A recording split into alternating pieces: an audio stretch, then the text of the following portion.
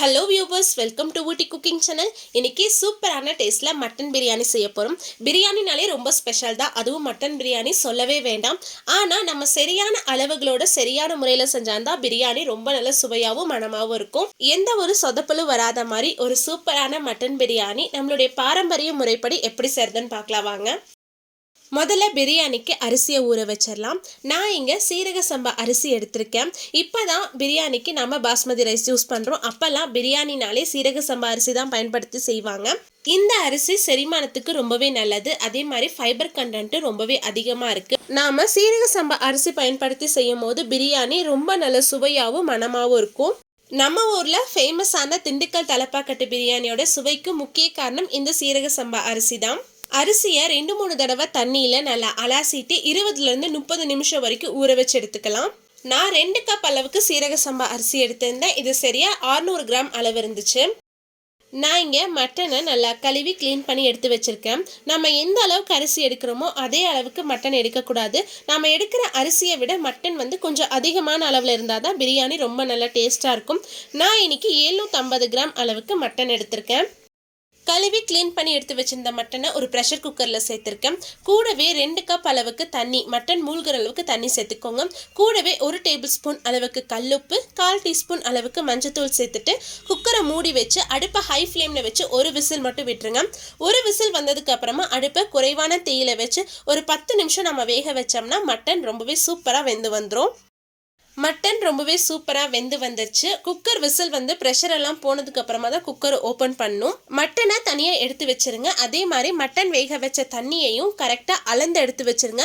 நம்ம எந்த கப்பில் அரிசி அளந்தோமோ அதே கப்பில் தண்ணி எவ்வளோ இருக்குன்னு அளந்து எடுத்து வச்சிருங்க.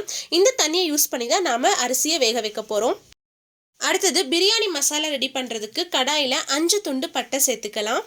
கூடவே 10 கிராம்பு, 5 ஏலக்காய் சேர்த்துருக்கேன். இது கூடவே ஒரு மராட்டிய மொக்கு, 1 டீஸ்பூன் ஜீரகம், 1 டீஸ்பூன் சோம்பு, 1 டேபிள் ஸ்பூன் மல்லி சேர்த்துருக்கேன். கூடவே 1 டீஸ்பூன் கசகசா, கொஞ்சமாக கல்பாசி சேர்த்துக்கலாம். கூடவே கொஞ்சமாக முந்திரி பருப்பு, இது கூடவே 3 பிரியாணி இலை சேர்த்துருக்கேன். இந்த மசாலா பொருட்கள் எல்லாத்தையுமே அடுப்பை குறைவான தீயில வச்சு லைட்டாக வதக்கி விட்டுருங்க. எந்த ஒரு பொருட்களுமே நிறம் மாறிடக்கூடாது. லைட்டாக சூடேறி வந்தாலே போதும், நம்ம அடுப்பை ஆஃப் பண்ணிடலாம். இது லைட்டாக சூடு ஆறுனதுக்கு அப்புறமா ஒரு மிக்சி ஜாரில் சேர்த்து நல்லா நைஸான பவுடராக அரைச்சி எடுத்துகிட்டு வந்துடலாம். அவ்வளோதான், நம்மளோட பிரியாணிக்கு ஒரு சூப்பரான டேஸ்ட் கொடுக்கக்கூடிய பிரியாணி மசாலா ரெடி ஆயிடுச்சு. இது இருக்கட்டும். அடுத்தது பிரியாணி செய்கிறதுக்கு ஒரு பேஸ்ட் ரெடி பண்ணிடலாம். அதுக்கு ஒரு மிக்சி ஜாரில் 8 போல் சின்ன வெங்காயம் சேர்த்துருக்கேன். கூடவே 3 இன்ச் இஞ்சியை கட் பண்ணி சேர்த்துக்கலாம். இது கூடவே அரை கைப்பிடி நிறையா பூண்டு சேர்த்துருக்கேன். இஞ்சியை விட பூண்டு அதிகமாக இருக்க மாதிரி பார்த்துக்கோங்க. கூடவே 2 பச்சை மிளகாய், கூடவே கொஞ்சமாக புதினா இலை சேர்த்துட்டு தேவைப்பட்டால் கொஞ்சமாக தண்ணி சேர்த்து இது எல்லாத்தையுமே நல்லா திக்கான பேஸ்ட்டாக அரைச்சி எடுத்துகிட்டு வந்துடலாம். பிரியாணி தாளிக்கிறதுக்கு ஒரு அகலமான மண் சட்டி எடுத்து வச்சுருக்கேன். மண் பாத்திரத்தில் செய்கிற பிரியாணி சான்ஸே இல்லைங்க, அவ்வளோ சூப்பராக இருக்கும். கண்டிப்பாக ட்ரை பண்ணி பாருங்கள். மண்பானை நல்லா சூடானதும் இதில் 1/4 கப் அளவுக்கு நான் கடலெண்ணெய் சேர்த்துருக்கேன். இது கூடவே 3 டேபிள் ஸ்பூன் அளவுக்கு நெய் சேர்த்துக்கலாம். நெய்யும் நல்லா சூடானதுக்கு அப்புறமா இதில் 2 பிரியாணி இலை, 2 துண்டு பட்டை, 5 கிராம்பு, 2 ஏலக்காய், 1 டீஸ்பூன் அளவுக்கு சோம்பு சேர்த்துருக்கேன். இது எல்லாமே எண்ணெயில் நல்லா பொரிஞ்சு வரட்டும். இது கூடவே 5 பெரிய வெங்காயத்தை நீளமான ஷேப்பில் கட் பண்ணி சேர்த்துருக்கேன்.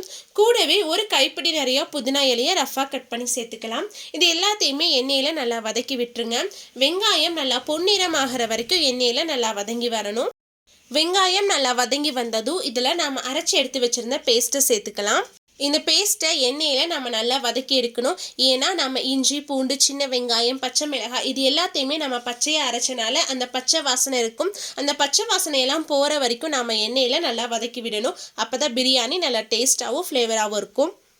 மசாலா இந்த அளவுக்கு நல்லா வதங்கி வந்ததும் இதில் தக்காளி சேர்த்துக்கலாம். நல்லா பழுத்த 2 தக்காளியை ரஃபாக கட் பண்ணி சேர்த்துட்டு நல்லா வதக்கி விட்டுருங்க. தக்காளி நல்லா சாஃப்ட் ஆகிற வரைக்கும் எண்ணெயில் நல்லா வதங்கி வரணும். தக்காளி நல்லா வதங்கி வந்ததும் இதில் நம்ம ஃப்ரெஷ்ஷாக அரைச்சி எடுத்து வச்சுருந்த பிரியாணி மசாலாவை சேர்த்துக்கலாம். கூடவே 1 டேபிள் ஸ்பூன் அளவுக்கு மிளகாய் தூள் சேர்த்துருக்கேன். நீங்கள் உங்கள் காரத்துக்கு தகுந்த மாதிரி மிளகாய் தூள் சேர்த்துக்கோங்க. இது எல்லாத்தையுமே அந்த மசாலாவோட நல்லா வதக்கி விட்டுருங்க. எந்த ஒரு மசாலா பொருட்களுமே கரிஞ்சிடக்கூடாது. அடுப்பு குறைவான தீயில வச்சு வதக்கி விட்டுருங்க. மசாலா பொருட்கள் எல்லாம் நல்லா வதங்கி வந்ததும் இதில் நம்ம வேக வச்சு எடுத்து வச்சுருந்த மட்டனை சேர்த்துக்கலாம். மட்டனை மட்டும் சேர்த்துக்கோங்க. அந்த தண்ணியை தனியாக எடுத்து வச்சுருங்க. கூடவே தேவையான அளவு உப்பு சேர்த்துக்கோங்க. கூடவே ஒரு கைப்பிடி நிறைய பொடியாக நறுக்கின மல்லி இலை சேர்த்துட்டு இது எல்லாத்தையுமே நல்லா வதக்கி விட்டுருங்க.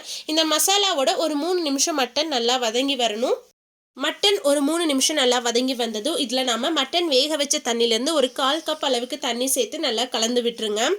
இப்போ இதில் தயிர் சேர்த்துக்கலாம். நான் 1/2 கப் அளவுக்கு தயிர் சேர்த்துருக்கேன். இது சரியாக 200 ml அளவுக்கு இருந்துச்சு. தயிர் சேர்த்துட்டு இந்த மசாலாவோட நல்லா கலந்து விட்டுருங்க. பிரியாணிக்கு எப்போவுமே தக்காளியை கம்மி பண்ணிவிட்டு தயிர் கொஞ்சம் அதிகமாக சேர்த்து செஞ்சோம்னா பிரியாணி ரொம்ப நல்ல டேஸ்ட்டாக இருக்கும். தயிர் சேர்த்து நல்லா கலந்து விட்டுட்டு பாத்திரத்தை மூடி வச்சு ஒரு 5 நிமிஷம் இந்த மசாலாவோட மட்டனை குக் பண்ணி எடுத்துக்கலாம். சரியா 5 நிமிஷத்துக்கு அப்புறம் ஓப்பன் பண்ணி பார்க்குறேன். மட்டன் மசாலாவோட நல்லா குக் ஆகி ஒரு கிரேவி மாதிரி ஃபார்ம் ஆயிருக்கு. இப்போ இதில் நாம் அரிசி வேகிறதுக்கு தேவையான அளவு தண்ணி சேர்க்கணும். நாம் தண்ணி சேர்க்கறதுக்கு பதிலாக மட்டன் வேக வச்ச தண்ணியை சேர்த்திக்கலாம். இந்த பிரியாணியோட ஸ்பெஷல் என்னென்னா நாம் அரிசியை வேக வைக்கிறதுக்கு நார்மலான தண்ணி சேர்க்கக்கூடாது. அதுக்கு பதிலாக நாம் மட்டன் வேக வச்ச தண்ணி, தயிர், தேங்காய் பால் இந்த 3லையுமே தான் நம்ம சாதத்தை வேக வச்சு எடுக்கணும். அப்போ தான் பிரியாணி ரொம்ப நல்ல டேஸ்ட்டாக இருக்கும். தண்ணி சேர்த்துட்டு நல்லா கலந்து எடுத்துக்கோங்க. எனக்கு மட்டன் வேக வச்ச தண்ணி சரியாக 2 கப் அளவு இருந்துச்சு. நான் சரியாக 2 கப் அளவுக்கு அரிசி எடுத்திருந்தேன். 2 கப் அரிசிக்கு 4 கப் அளவுக்கு தண்ணி தேவைப்படும். நாம் ஏற்கனவே 1/2 கப் அளவுக்கு தயிர் சேர்த்துருந்தோம். இப்போ நான் 2 கப் அளவுக்கு மட்டன் வேக வச்ச தண்ணி சேர்த்துருக்கேன். பிறகு நாம் தேங்காய் பால் சேர்ப்போம். அப்போ சரியாக இருக்கும். இது கூடவே பிரியாணிக்கு தேவையான அளவு உப்பு சேர்த்துக்கோங்க. தண்ணி இந்த அளவுக்கு நல்லா கொதிச்சு வந்ததுக்கு அப்புறமா இதில் நாம் ஊற வச்சு எடுத்து வச்சிருந்த அரிசியை தண்ணியெல்லாம் வடிகட்டிட்டு சேர்த்துக்கலாம். இது கூடவே நல்லா திக்கான தேங்காய் பால் நான் 1/2 கப் அளவுக்கு சேர்த்துருக்கேன். தேங்காய் பால் சேர்த்துட்டு நல்லா கலந்து விட்டுருங்க. தண்ணி நல்லா கொதிச்சு வரட்டும். உப்பு சரியாக இருக்கான்னு செக் பண்ணி பார்த்துக்கோங்க. உப்பு பத்தலைன்னா இந்த ஸ்டேஜில் சேர்த்துக்கலாம். நீங்கள் இந்த தண்ணியை டேஸ்ட் பண்ணி பார்க்கும்போது உப்பு கொஞ்சம் உரப்பாக இருக்கணும்.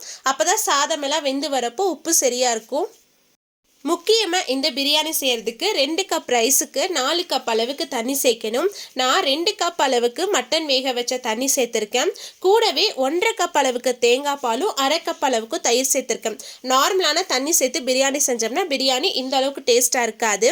இப்போ இதில் ஒரு முழு எலுமிச்சம்பழத்தோட சாறு சேர்த்துட்டு நல்லா கலந்து விட்டுருங்க. இப்போது பாத்திரத்தை மூடி வச்சுட்டு அடுப்பை குறைவான தீயில வச்சுருங்க. ரைஸ் ஒரு 10 நிமிஷம் நல்லா குக் ஆகி வரட்டும். சாதம் அடிப்பிடிக்காமல் இருக்க அப்பப்போ ஓப்பன் பண்ணி கலந்து விட்டுட்டே இருங்க. நான் சரியாக 10 நிமிஷத்துக்கு அப்புறம் ஓப்பன் பண்ணி பார்க்குறேன். அரிசியும் தண்ணியும் ஒன்று சேர்ந்து சரியான பக்குவத்தில் வந்திருக்கு. சாதம் சரியாக ஒரு 70% வெந்து வந்திருக்கு. பாத்திரத்தை சுற்றி அங்கங்கே கொஞ்சம் தண்ணி இருக்கணும். இந்த ஸ்டேஜில் நம்ம தம் வச்சு குக் பண்ண போகிறோம். சாதத்தை ஒரு தடவை நல்லா அடியிலேருந்து கலந்து விட்டுருங்க. அப்போ தான் தம் வைக்கும் போது அடிப்பிடிக்காமல் இருக்கும். மேலே கொஞ்சமாக புதினா இலையும் 2 டேபிள் ஸ்பூன் அளவுக்கு நெய்யும் சேர்த்துக்கலாம். அப்போ பிரியாணி இன்னும் நல்லா ஃப்ளேவராக இருக்கும். தம் வைக்கிறதுக்கு மண் சட்டியை ஒரு அலுமினியம் ஃபாயிலால் ஃபுல்லாக கவர் பண்ண போகிறேன். அப்போ தான் ஸ்டீம் வெளியில் போகாமல் இருக்கும். நீங்கள் நார்மலான பாத்திரத்தில் பிரியாணி செய்கிறீங்கன்னா பிரியாணி பாத்திரத்தை கரெக்டான மூடி வச்சுட்டு அதுக்கு மேலே ஒரு வெயிட் எடுத்து வச்சுருங்க. அப்போ ஸ்டீம் கொஞ்சம் கூட வெளியில் போகாமல் இருக்கும். அப்போ தான் பிரியாணி தம்மில் நல்லா குக்காகி வரும். நான் மண் பாத்திரத்தில் செய்கிறனால மேலே வெயிட் வச்சோம்னா மண் பாத்திரம் உடஞ்சிரும். அதனால் நான் ஃபுல்லாக அலுமினியம் ஃபாயில் வச்சு ஸ்டீம் வெளியில் போகாத மாதிரி நல்லா கவர் பண்ணிவிட்டு அதுக்கு மேலே நார்மலான லிட் வச்சு மூடி வச்சிடலாம். அடுத்தது தோசைக்கல்லை ஹை ஃப்ளேமில் வச்சு நல்லா சூடு பண்ணிக்கலாம். தோசை தவா நல்லா சூடானதுக்கு அப்புறமா அடுப்பை லோ ஃப்ளேமில் வச்சுட்டு அதுக்கு மேலே நம்ம பிரியாணி பாத்திரத்தை எடுத்து வச்சிடலாம். சரியாக 15 நிமிஷம் நம்ம தம்மில் வச்சு குக் பண்ணணும். நம்ம தம்மில் குக் பண்ணும்போது அடுப்பு லோ ஃப்ளேமில் தான் இருக்கணும். ஹை ஃப்ளேமில் வச்சிங்கன்னா பிரியாணி அடிப்பிடிச்சிரும். சரியாக 15 நிமிஷம் தம்மில் குக் பண்ணதுக்கு அப்புறமா அடுப்பு ஆஃப் பண்ணிடலாம். நம்ம அடுப்பு ஆஃப் பண்ண உடனே பாத்திரத்தை ஓப்பன் பண்ணிடக்கூடாது. அதுக்கப்புறமா நம்ம ஒரு 10 நிமிஷம் கழிச்சு தான் ஓப்பன் பண்ணணும். அப்போ தான் அந்த மசாலாவோட ஃப்ளேவர் எல்லாத்தையுமே ரைஸ் நல்லா அப்சர்வ் பண்ணியிருக்கும். அடுப்பு ஆஃப் பண்ணதுக்கு அப்புறமா சரியாக 10 நிமிஷத்துக்கு அப்புறமா நான் ஓப்பன் பண்ணியிருக்கேன். நம்மளுடைய சூப்பரான மட்டன் பிரியாணி ரெடி ஆயிடுச்சு. உங்களுக்கு பார்க்கும்போதே தெரியும் சாதம் குழஞ்சு போகாமல் ஒன்னோட ஒன்று ஒட்டாமல் நல்லா உதிரியாக இருக்குது. அதே மாதிரி பிரியாணியும் துளி கூட எனக்கு அடி பிடிக்கல. பிரியாணியோட டேஸ்ட்டும் சான்ஸே இல்லைங்க, அவ்வளோ சூப்பராக இருந்துச்சு. மட்டன் பிரியாணி கூடவே ஆனியன் ரைத்தா, சிக்கன் 65 சேர்த்து சாப்பிடும் போது பிரியாணி வேற லெவல் டேஸ்ட்டுங்க. கண்டிப்பாக இதே மாதிரி இதே அளவுகளோட நான் சொன்ன சின்ன சின்ன டிப்ஸை ஃபாலோ பண்ணி நீங்களும் கண்டிப்பாக உங்கள் வீட்டில் செஞ்சு பார்த்துட்டு எப்படி இருந்துச்சுன்னு மறக்காமல் கீழே கமெண்ட்ஸில் சொல்லுங்கள். உங்களுக்கு டைம் இருந்தால் இந்த பிரியாணியை மண் பாத்திரத்தில் செஞ்சு சாப்பிட்டு பாருங்கள். அப்போ தான் இந்த பிரியாணியோட ஒரிஜினல் டேஸ்ட் உங்களுக்கு கிடைக்கும். உங்களுக்கு இந்த வீடியோ பிடிச்சிருந்தா லைக் பண்ணுங்கள், ஷேர் பண்ணுங்கள். மறக்காமல் ஊட்டி குக்கிங் சேனலுக்கு சப்ஸ்கிரைப் பண்ணுங்கள். மீண்டும் அடுத்த ஒரு ரெசிபியில் சந்திப்போம். பாய், see you soon.